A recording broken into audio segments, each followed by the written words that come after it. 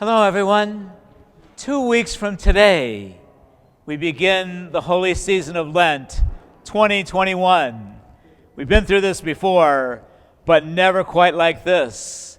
So I wanted to just take a few moments to share some thoughts with you about understanding Lent and putting it in its proper context so that we can prepare well.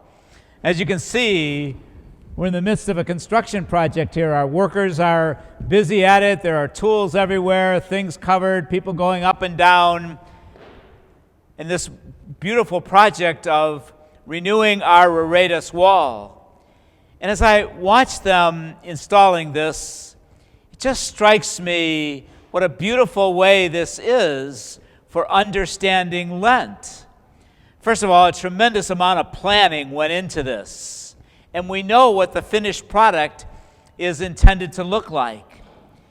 Then there was gathering the materials, having good workers like we do, working together with our own maintenance staff for the various needs that will come up. It takes a lot of tools that they obviously know how to use and use well. It takes a lot of work.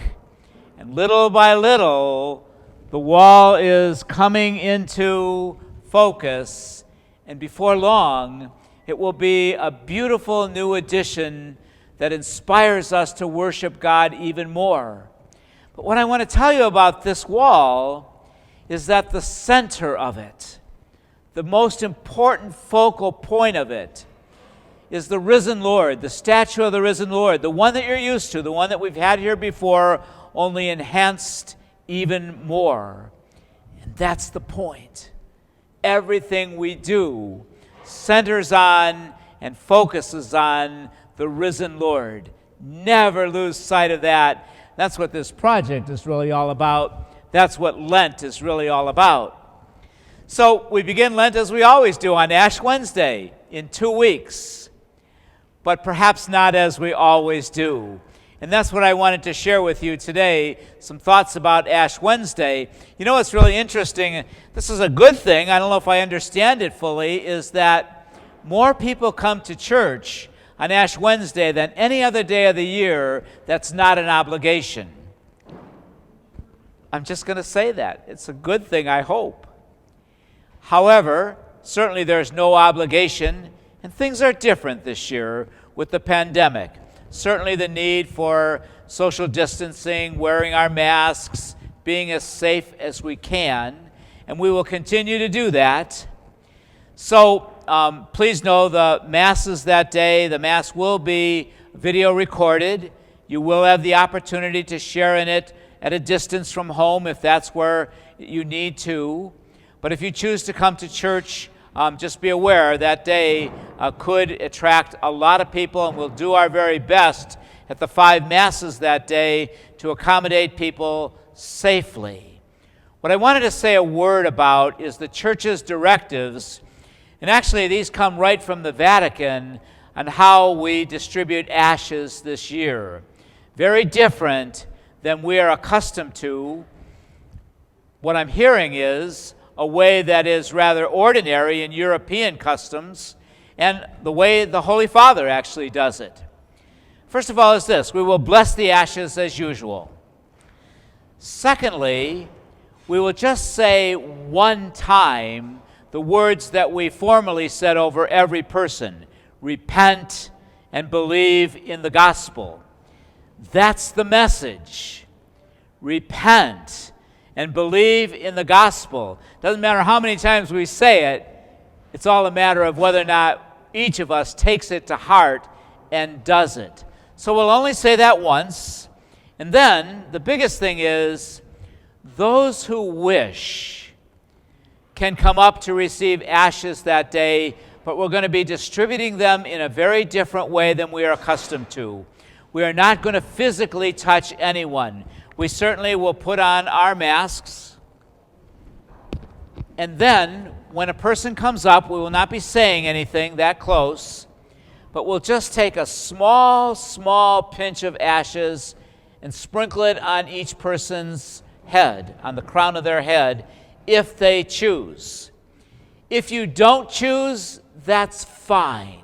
The grace is still there, the message is still there, the intent is still there, but quite honestly, the repenting and believing in the gospel is what comes from your heart. It doesn't come from the ashes.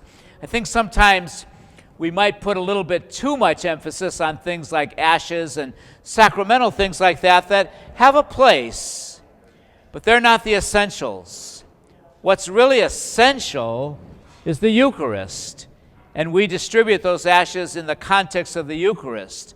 So if there's any reason that you come, please come to share in the Eucharist and the ultimate gift of God's grace that comes through the Eucharist. If you choose to get ashes, we'll do our very best to be as careful as we can, but you know how that goes. There could be a little that comes down your face or ends up in your clothes or whatever. And if you choose not to, just know that's just fine. You have the option to do that. I certainly would not recommend that we do this with babies or small children. Please, the intent is for people who have that ability to make that decision, to really change their lives and to repent. And then Lent begins. And like these workers here, we need tools. We need a plan. The plan is the gospel, but we need tools.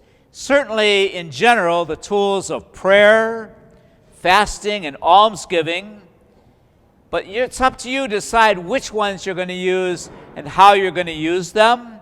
I would really ask you to use them to their fullest value for you. Plan ways that you could use those tools to really make a difference in your life. Our parish certainly offers very, very valuable tools, and there are listed on our website, in the pillars that you will be receiving, and in other forms of communication. But real briefly, just to mention some, certainly, you know, we celebrate Mass every day, twice a day, and on weekends. No greater tool than the Eucharist.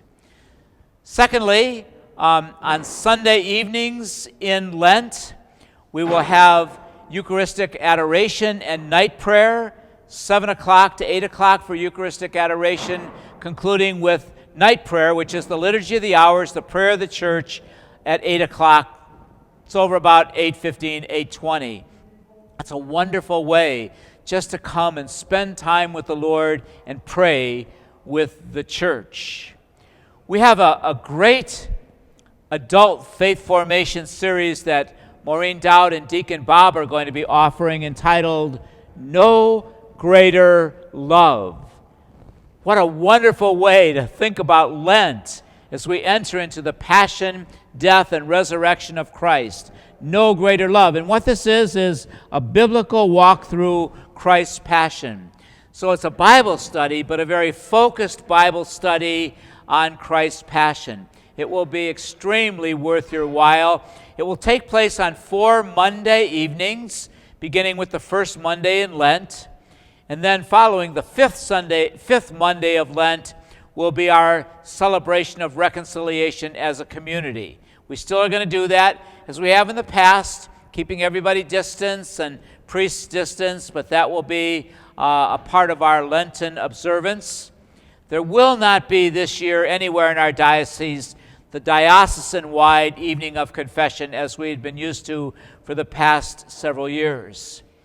In addition to that, we will pray the Stations of the Cross as we ordinarily do, Mondays after the 11 o'clock Mass and Friday evenings at 7 o'clock.